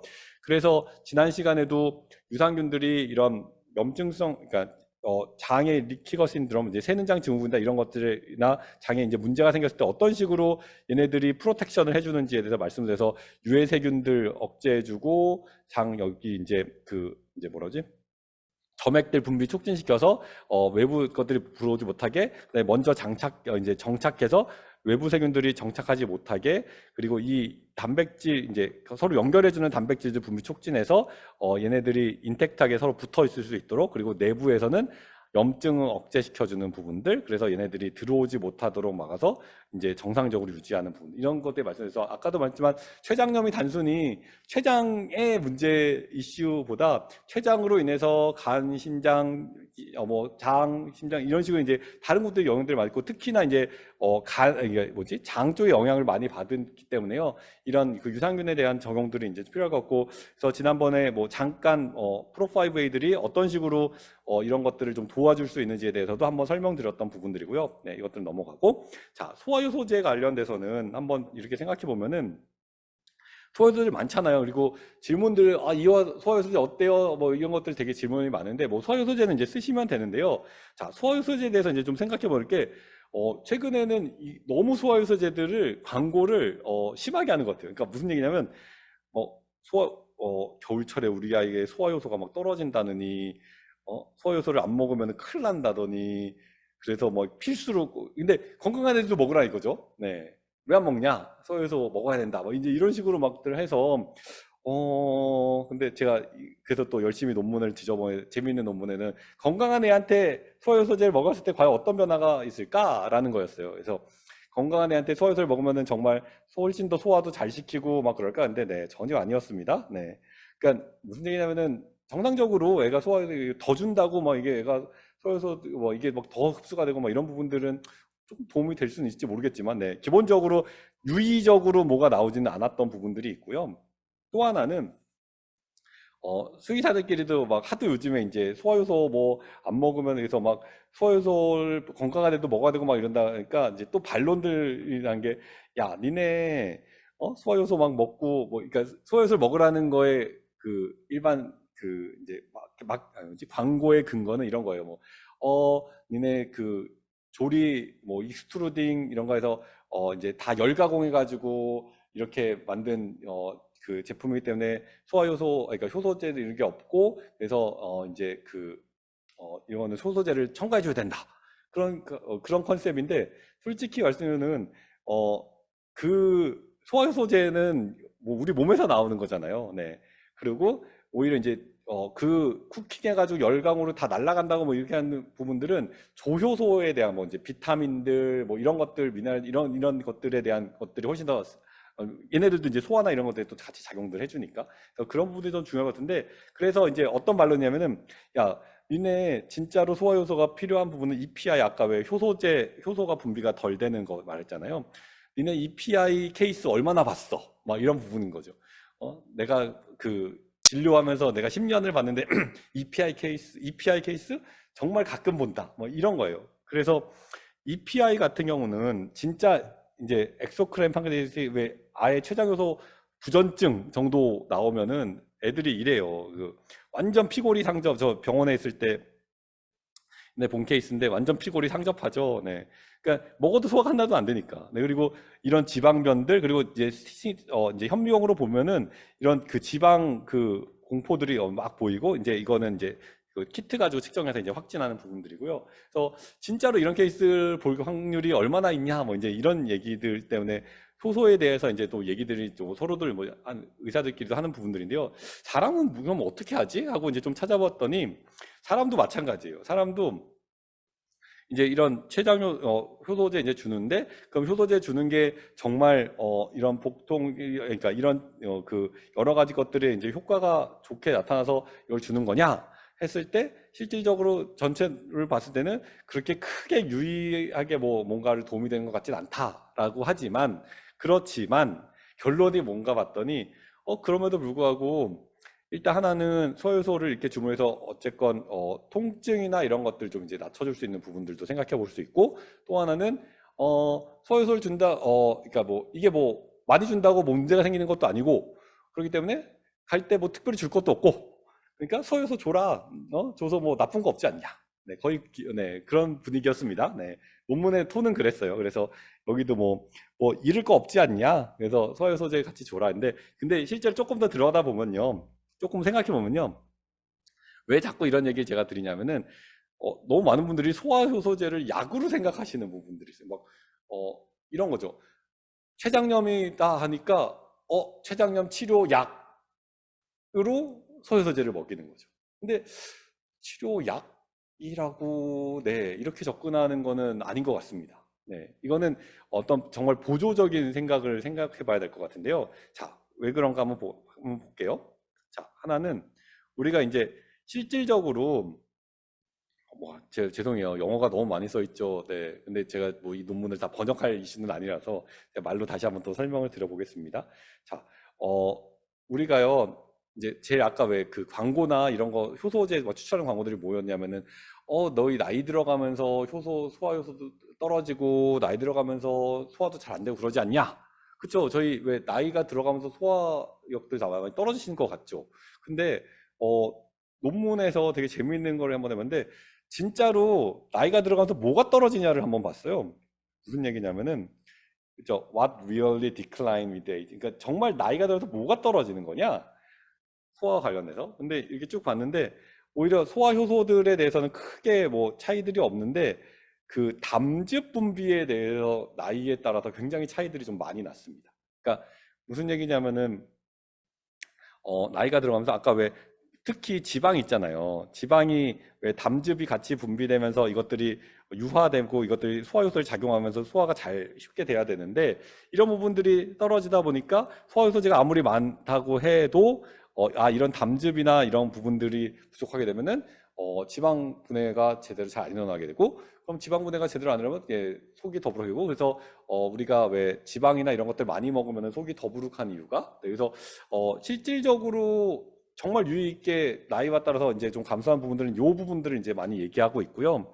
그래서 아까 말한 대로 이런 담즙이 같이 해서 유화가 되고 이런 것들이 지방소에서 분비해서 흡수가 돼야 되는데 이런 부분들이 이제 부족해지는 부분들에 대해서 이제 생각해 볼 수 있고 실질적으로 그럼 아까 그거는 이제 이제 사람 쪽에서 그다음에 뭐 마우스 가지고 했다면 이제 강아지와 고양이 가지고 했던 것들이 있어요. 거기서 봤을 때 또 보면은 솔직히 그렇게 뭐 다이제스천 이피션시가 막 이제 엄청 나이 때문에 막 떨어지는 것 같지는 않은데 그럼에도 불구하고 고양이 강아지에서 보면은 지방과 관련돼서 이런 것들이 좀 이제 확실히 소화력이 좀 떨어지는 것들에 대해서 좀 이제 생각해 볼 수 있다 해서 마크드 리덕션 얘기를 했죠. 그래서 그런 부분 특히 고양이에서 그 얘기들을 이제 좀 하고 있습니다. 그래서 우리가 나이 들어가면서 이런 부분들이 뭐 이제 담즙 관련된 거 이런 것들 그리고 소화 관련된 것들 좀 생각해 본다고 한다면은 자,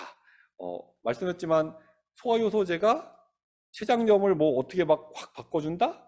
그런 건 아니죠. 근데 대신에 완전히 이제 이런 소화 요소제가 정말 부족한 경우에는 당연히 소화 요소제가 쓰여야죠. 네, 그러니까 이 췌장이 정말 EPI 그러니까 췌장 요소 부족증 이렇게 되면 당연히 이거는 정말 뭐 이게 약이라고 생각할 수도 있겠죠. 그 정도 써야 되는데 그렇지 않았을 때는 어떻게 보면 약간 이제 도움을 주는 컨셉이라고 생각하시면 되실 것 같고요. 근데 그럼에도 불구하고 이제 나이도 그렇고 아이들 상태에서 이제 왜 이제 만성췌장염 됐을 때 어쨌건 소화효소 분비들이 이제 좀 문제들이 있잖아요. 근데 그렇게 특이하게 안 나타나는 것들은 이런 단백질이나 이런 것들은 그래도 많이 소화가 돼서 이제 하는 부분. 근데 지방이 제일 문제라고 이제 말씀을 드렸잖아요. 그래서 지방 소화들의 초점을 많이 맞추고 있고, 그래서 대부분, 그리고 하나 그 얘기 듣구나. 그 만성췌장염 이런 데 보면요. 이 췌관을 통해서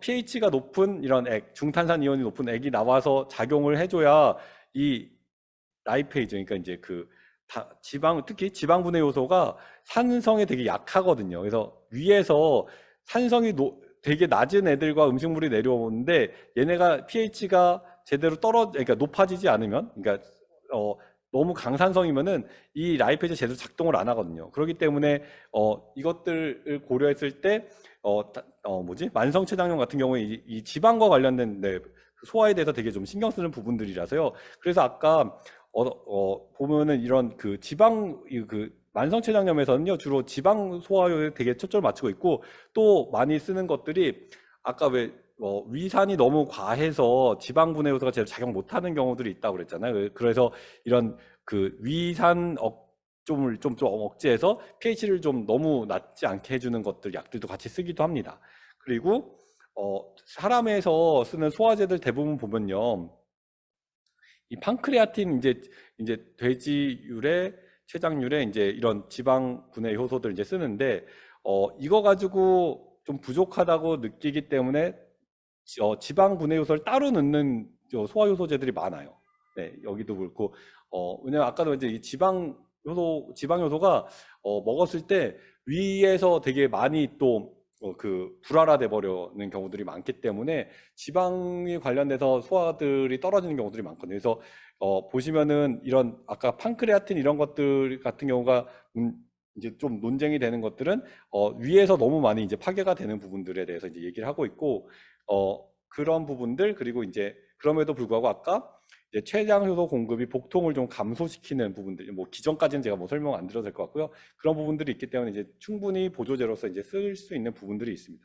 그래서 저희가 아마 여기 계신 분들 중에 프로다이제스 쓰시는 분도 되게 많고 레노자임 쓰시는 분도 되게 많고 저희가 유산균만큼 네, 이 프로다이제스 쓰시는 분들이 많은 것 같아요 지금. 근데 기본적으로 어떤 식으로 접근했냐면요. 일단은 허벌 메디 그러니까 이제 그 뭐라 그러지? 허벌 메디슨. 네. 허벌 메디슨을 했는데 기본적으로 보통 이제 약들이 이제 싱글 타겟, 왜냐면 약은 싱글 타겟일 수밖에 없는 게 기존이면 뭐 이게 싱글로 해야 이게 약으로 이제 하니까 근데 이제 이런 허브구나 허벌이 허브 관련된 이 메디슨 같은 경우는 여러 가지가 해서 멀티 타겟으로 접근을 합니다. 그래서 이런 그 아까도 말했지만 이제 췌장염 같은 경우가 여러 가지들이 영향을 받는다고 말씀드렸잖아요. 뭐 그래서 이런 부분에서 이제 같이 좀 커버하는 부분들에 대해서 좀 생각해 볼 수 있을 것 같고요. 그래서 어떤 부분을 어떻게 섞어서 했을 때 어떤 기전으로 이제 한다는 부분들의 논문들이 쭉 있고 그래서 이 프로다이스 같은 경우는 이제 이런 뭐 제품 소개 넘어가겠습니다. 네. 기본적으로 이제 위점막 보호 효과들 관련된 것들, 그래서 관련된 실험들 네, 했던 것들 쭉 있고요. 그 다음에 간 관련된 것들 이제 실험에서 간 수치들 변화들 어떤 식으로 됐는지 보고, 그 다음에 췌장과 관련돼서는 이제 췌장 세포 배양을 통해서 항산화, 활성산소에 의해서 문제가 되는 췌장 세포들 어떻게 보호하는지 그리고 실제 췌장염 모델에서 얘네들이 어떤 그 수치들이 변화돼서 췌장을 보호하는지에 대한 이제 부분들이 있습니다. 그래서 이것들 관련해서 이제 실제적으로 염증 이제 췌장에 있는 염증 억제, 그 다음에 활성산소 억제, 그 다음에 그 췌장 세포 보호하는 부분들에 대해서 말씀을 드린 부분들이고요.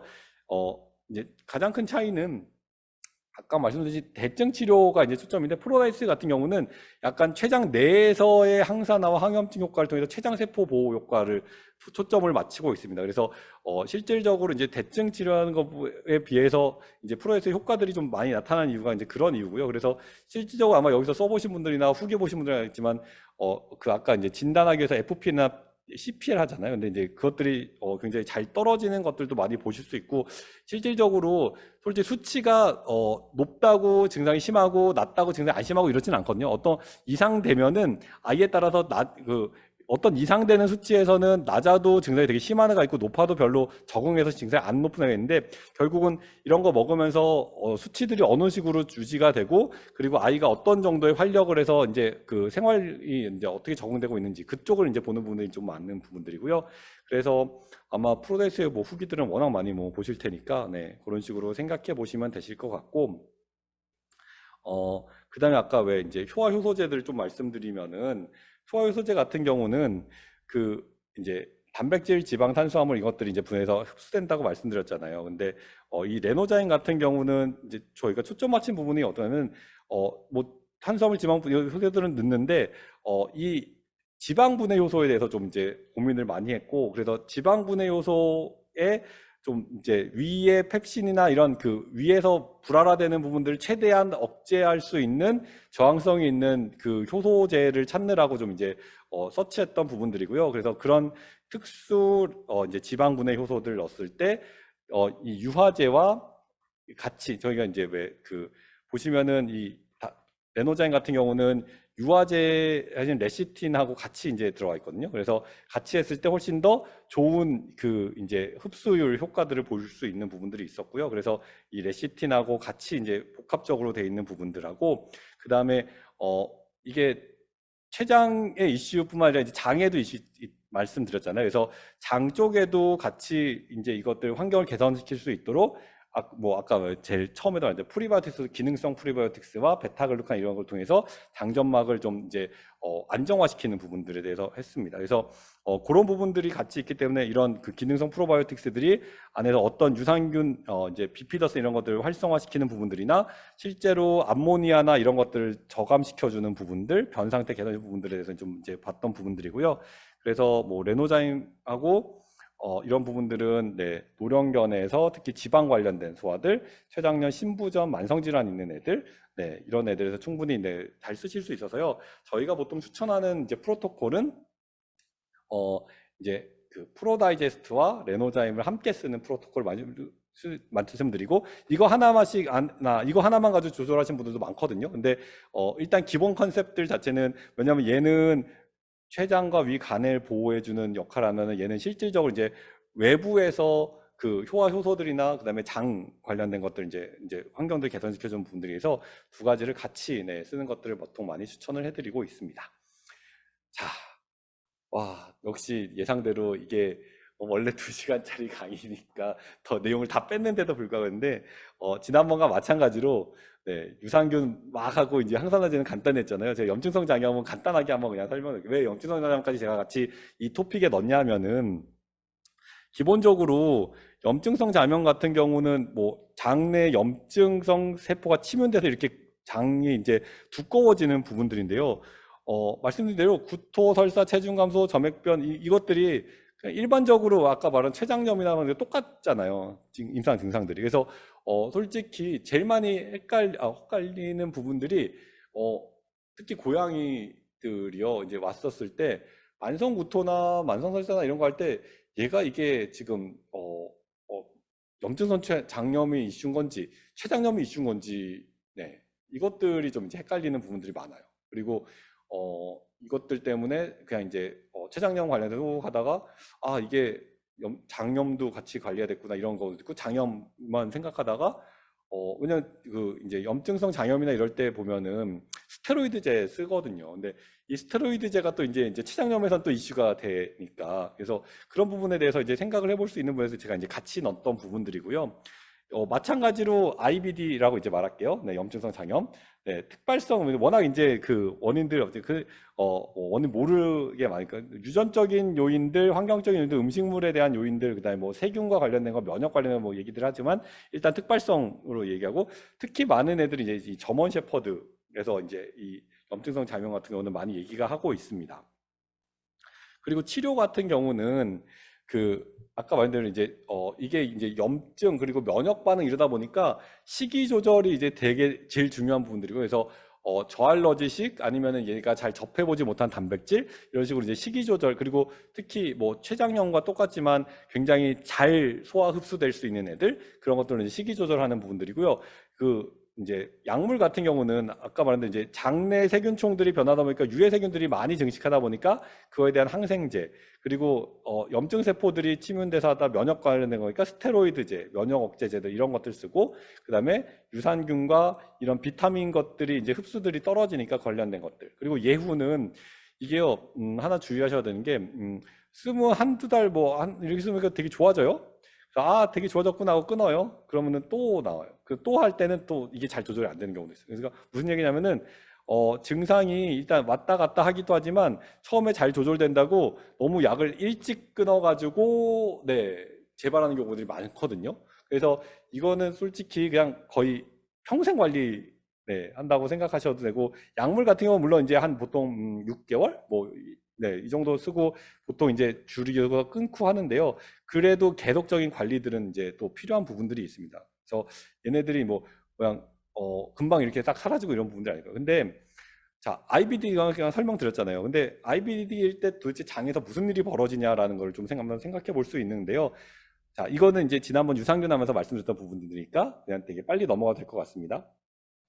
장이 이런 그 프로텍션 외부 물질이 들어오지 못하도록 막는 부분들에 대해서 말씀드렸잖아요 지난번에 그리고 이런 그 이제 뭐 장 점막층 이제 점액층 이런 것들이 다 막고 있고 그래서 이런 그 파란 초록색이 점액층하고 이런 파란색이 이거를 생산하는 가블리셀이라는 네, 술잔 세포들 그래서 정상적인 건 이럴 때 이거 무너지면서 네 점액 들 없어지고 이것들이 들어오고 하는 분들 그래서 이걸 다시 회복시키는 부분들에서 말씀을 드렸던 부분들이고 그래서 세는장 증후군을 한번 말씀드렸었습니다. 그래서 그때 비디오도 한번 보여드렸잖아요. 지난번 강의를 놓치신 분은 참 아쉽지만 네 근데 그래서 정상적인 장에서는 이런 식으로 이제 그 점액세포나 이런 것들이 이제 보호받고 점액에 의해서 보호받고 그러는데 실제로 이것들이 세균총도 깨지고 이러면서 외부 물질이 들어오는 이 리키것이라는 컨셉에 대해서 말씀을 드렸는데, 자, IBD가 바로 이 리키것의 가장 대표적인 부분들이라고 보실 수 있습니다. 왜냐하면은 자, IBD일 땐요, 결국 염증 세포들이 이렇게 침윤되게 되고요. 이러면서 이 아까 왜 술잔 세포, 여기서 이제 점액 분비한 세포들이 감소하고, 그럼 점액 분비가 감소되겠죠?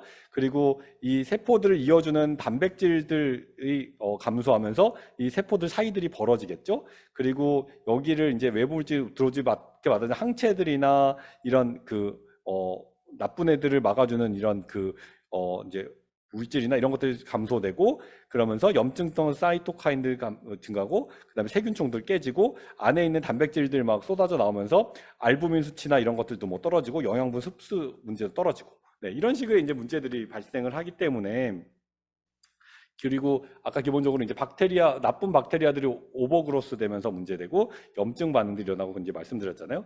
그래서 그리고 이제 고양이 같은 경우는 이렇게 세 가지가 한꺼번에 많이 나타날 수 있는 부분들도 말씀을 드렸습니다.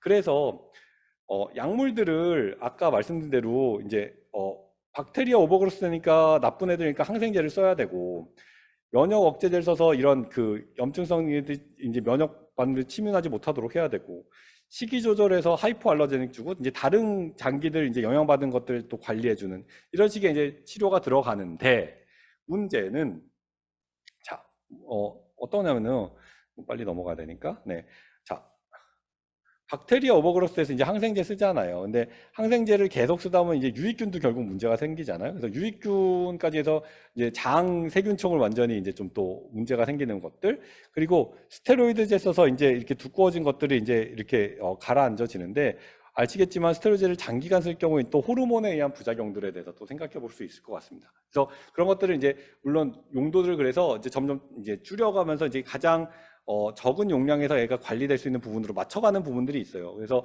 그런 부분들은 약을 통해서 이제 가면 되는데, 이렇게 약을 쓸 때 또 도와줘야 되는 부분들에 대해서 이제 생각해 볼 수 있고, 그래서 이제 보조제들에 대한 얘기들을 하고 있는 겁니다. 그래서 IBD는 아까 말씀드린 대로 장기간에 거쳐서 관리가 필요하고, 부작용을 최소시키기 위한 약물의 적용들, 그리고 그걸 또 보조하기 위한 보조제들이 같이 이제 들어가는 부분들이고요. 아마 그래서 프로5에는 지난번에 설명드렸고, 이 프로5에 있는 유산균들이나 이런 것들 IBD와 관련해서 어떤 작용들을 하는지에 대한 이제 8가지들이 이제 같이 있기 때문에 그거는 이제 넘어가고요.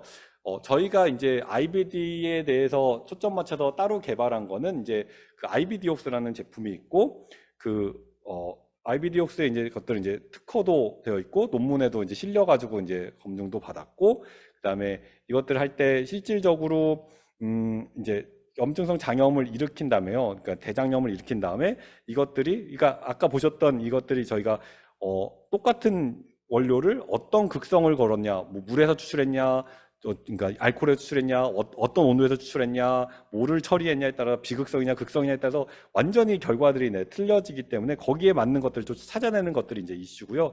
그래서 찾아낸 것들을 가지고 했을 때 정상의 아까 이 파란 것들이 가블리세 점액 분비하는 세포들이면은 이제 이게 문제가 돼서 완전 망가지고, 얘네들이 다시 이제 했을 때 어떻게 회복되는지를 이제 봤던 부분들이고요. 그래서 실질적으로 이제 정상적인 애가 망가진 것들을 다시 회복시키는 부분들, 그리고 이것들이 염증성 장염에서 쓰는 이제 지표들이 어떤 식으로 변화됐는지 이제 확인하는 부분들이고요. 그래서 실질적으로 고양이에서도 뭐 체중 감소가 이렇게 있고, 구토도 하고, 설사는 없는데 이제 구토가 문제였고, 전반적으로 2.5 이하가 이제 정상적인 두께인데 이제 좀 두꺼워져 있고, 그런 것들이 뭐 두께가 얘 같은 경우 이제 두께도 많이 줄었죠. 그리고 그렇지만 아직 이제 임상 증상 이제 섬유소 이제 좀 이제 만성으로 진행됐기 때문에 이게 확 없어지진 않지만, 그래도 구토도 많이 없어지고 체중도 증가하는 이런 식으로. 그리고 아까도 말했지만 이런 애들 같은 경우는 뭐 이제 두께가 엄청 두꺼운 건 아닌데, 얘는 뭐가 문제였냐면은 당뇨였었고, 그런데 또 IBD도 진단을 받았어요. 그래서 스테로이드제를 쓰니까 문제가 뭐냐면 설사는 괜찮아, 설사 때문에 왔으니까 설사는 괜찮은데 다시 당뇨가 재발하는 거죠.